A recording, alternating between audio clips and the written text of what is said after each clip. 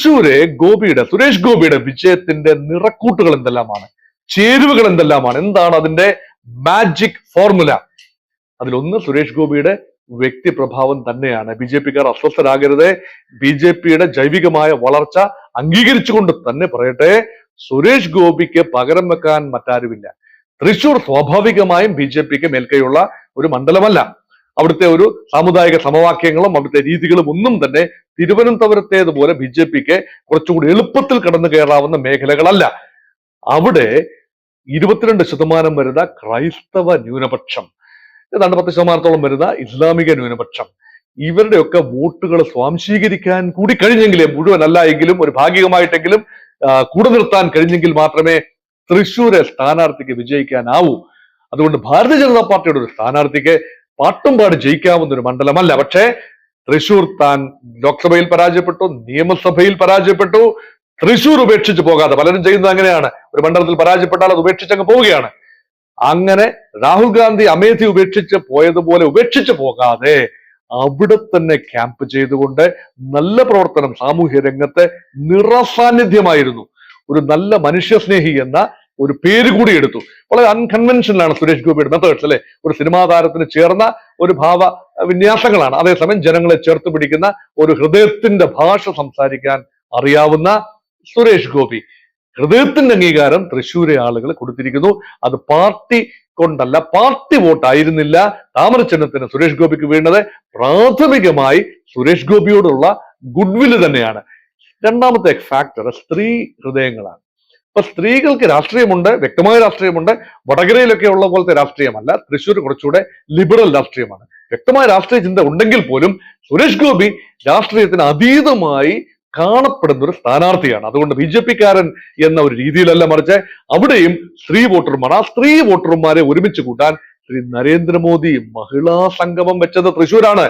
മഹിളകൾക്ക് വേണ്ടി മാത്രമായി അങ്ങനെ ഒരു മീറ്റിംഗ് സാധാരണ രാഷ്ട്രീയ കക്ഷികളോ നേതാക്കളോ നടത്താറില്ല. പക്ഷേ ശ്രീ നരേന്ദ്രമോദി മഹിള ഒരു സമ്മേളനം തൃശ്ശൂർ വിളിച്ചുകൂട്ടി. അത് വൻ വിജയമായി, അവിടുത്തെ ജനപങ്കാളിത്തം ഒരു സൂചനയായിരുന്നു. അങ്ങനെ സ്ത്രീ വോട്ടർമാർ പാർട്ടി ഭേദമന്യേ വലിയ തോതിൽ വോട്ട് ചെയ്തത് കൊണ്ട് കൂടിയാണ് ഈ മറ്റ് മുന്നണി സ്ഥാനാർത്ഥികളെ പരാജയപ്പെടുത്താനും നല്ല മാർജിനിൽ പരാജയപ്പെടുത്താനും കഴിഞ്ഞത് എന്നതാണ് പ്രധാനം. പിന്നെ മൂന്നാമത്തെ ഒരു ഫാക്ടർ എന്ന് പറയുന്നത് ബി ജെ പിയുടെ സംസ്ഥാന നേതൃത്വം കാര്യമായ ഇടപെടലൊന്നും നടത്തുന്നില്ല, നടത്തിയിട്ട് കാര്യവുമില്ല. കാരണം അവർ ദുർബലരാണ് എന്നൊരു ഫീലിംഗ് ആണുള്ളത്. സുരേഷ് ഗോപി റിപ്പോർട്ട് ചെയ്യുന്നത് നേരിട്ട് ബി ജെ പിയുടെ കേന്ദ്ര നേതൃത്വത്തിനാണ്. ശ്രീ നരേന്ദ്രമോദിക്കും അമിത്ഷായ്ക്കുമാണ് സുരേഷ് ഗോപി റിപ്പോർട്ട് ചെയ്യുന്നത്. അങ്ങനെയുള്ള രണ്ട് സ്ഥാനാർത്ഥികളാണ് ഉണ്ടായിരുന്നത്. അത് രാജീവ് ചന്ദ്രശേഖറും, തിരുവനന്തപുരത്ത് രാജീവ് ചന്ദ്രശേഖറും സുരേഷ് ഗോപിയും. രാജീവ് ചന്ദ്രശേഖരൻ നല്ല മത്സരം കാഴ്ചവെച്ച് അവസാന റൗണ്ടുകൾ വരെ മുന്നിട്ട് നിന്നതിന് ശേഷമാണ് തിരുവനന്തപുരത്തെ ഒരു ചെറിയ മാർജിനിൽ, 16,000-ൽ പരം മാർജിനിൽ ശ്രീ ഡോക്ടർ ശശി തരൂരിനോട് പരാജയപ്പെടുന്നത്. പക്ഷേ സുരേഷ് ഗോപിയുടെ വിജയം അങ്ങനല്ല. സുരേഷ് ഗോപിയുടെ വിജയം വളരെ ആധികാരികമാണ്. അതുകൊണ്ട് സംശയലേശമന്യേ ഈ ബി ജെ പിയുടെ സംസ്ഥാന നേതൃത്വത്തിന് വലുതായ റോളൊന്നും വഹിക്കാനില്ലായിരുന്നു. ഇത് കേന്ദ്ര നേതൃത്വം, നരേന്ദ്രമോദിയുടെ ഗുരുവായൂർ സുരേഷ് ഗോപിയുടെ മകളുടെ കല്യാണം നടത്താൻ കാരണവസാനത്ത് നിന്നുകൊണ്ട് മുഖ്യ കാര്യദർശിയായി നിന്നത് പ്രധാനമന്ത്രി നരേന്ദ്രമോദിയാണ്. അപ്പൊ മോദിയുടെ മനസ്സിൽ ഒരു വളരെ വലിയ ഇടം. അപ്പൊ ജയിച്ചു വന്നാൽ ഉറപ്പായി കേന്ദ്ര മന്ത്രിസഭയിൽ ഒരു അംഗത്വം, ഒരു പക്ഷേ ക്യാബിനറ്റ് പദവി, ആദ്യ സമയം എം പി ആകുന്ന, ലോക്സഭയിൽ ആദ്യ ഊഴം എന്ന നിലയിൽ ഒരു പക്ഷേ ക്യാബിനറ്റ് പദവി കിട്ടിയില്ല എങ്കിൽ പോലും ബി ജെ പി വളർത്തിക്കൊണ്ടുവരാൻ ആഗ്രഹിക്കുന്ന മുഖം പക്കാ രാഷ്ട്രീയ മുഖമല്ല, ഒരു പരീക്ഷണം എന്ന നിലയിലാണ്. സുരേഷ് ഗോപി ഏതാനും വർഷം മുമ്പ് ഗുജറാത്ത് മുഖ്യമന്ത്രിയായി നരേന്ദ്രമോദി ഇരിക്കുന്ന 10 വർഷത്തിന് മുൻപുള്ള കാലത്ത് ഗുജറാത്തിൽ ചെന്ന് നരേന്ദ്രമോദിയെ കാണുക, അതിനുള്ള ഇടനിലനിന്ന ആളുകളുണ്ട്.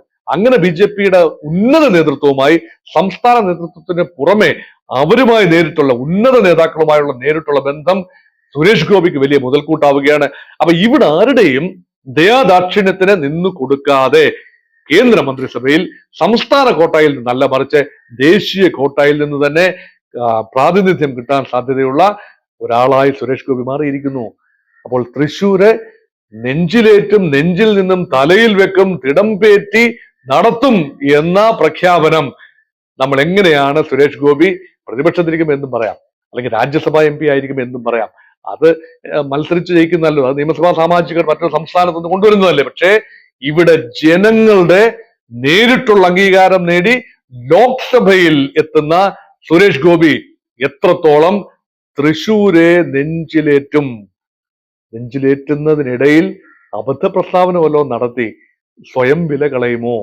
അല്ല എങ്കിൽ സുരേഷ് ഗോപിക്ക് പലപ്പോഴും ഈ ബെല്ലും ബ്രേക്കും ഇല്ലാത്ത സംസാരങ്ങളാണ്, നമുക്കറിയാം.